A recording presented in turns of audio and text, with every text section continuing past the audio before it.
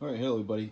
Just wanted to show you a kind of a sneak video on a series that I'm going to do on this Jeep.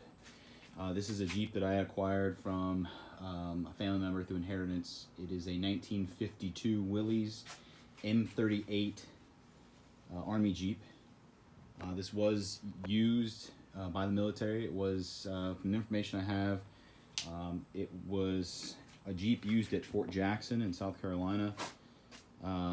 It was purchased by my grandfather in 1973 when the surplus military vehicles were sold off at an auction here locally. He paid $895 for it. That's what I've got as far as details. I'm going to see if I can dig up anything else on this thing as time goes on, but I am planning to do a full resto project on this. There's some stuff, a lot of stuff we're going to have to replace on it due to corrosion issues. It has not run since the last inspection tag on this was from 80-81. So I know that this thing, just based on the history that I know about it, it's been parked in my grandparents' garage and not used since 1980. I was told by a family member it was parked due to a fuel delivery issue, so they don't know if it was a bad corroded out tank, bad lines, or something to do with the fuel pump. This does have a mechanical fuel pump on it that has a system that's vacuum actuated as well. It's a dual fuel pump, so it does fuel pump and vacuum pump for all the vacuum pump operated systems on the Jeep, such as the water fording kit and wipers, which they have a mechanical motor that you can actually move by hand, or the vacuum lines would operate it when you turn it on. It's going to be quite the project. It's going to need a lot of stuff. You can see we're dealing with bad tires that are, I'm guessing, probably the original ones that were purchased back in when we purchased from the surplus auction. We've got a lot of rust on the body, on the tub, and then the frame looks like it's in pretty decent shape. Just some surface rust. Seats are obviously going to need to be replaced. They're in pretty poor shape.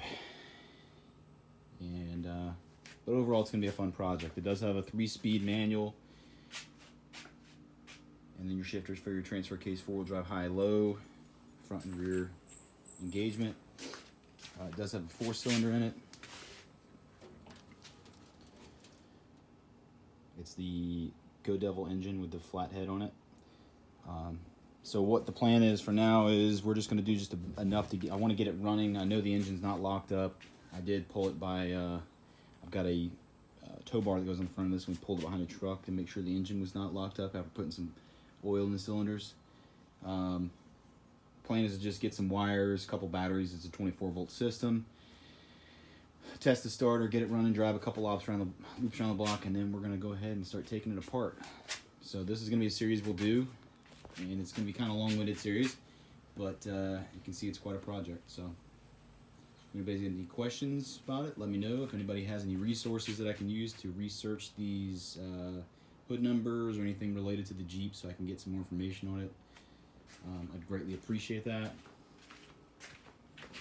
I've got about as much information as I can off of those data tags there on the dash. And there's one more tag down here on this rear fender well on the inside that I need to actually clean off. It looks like the military had painted over it at one time. It's the Willys Overland tag. So appreciate you watching, and like and subscribe, and we'll catch you when we get started on the next part of this.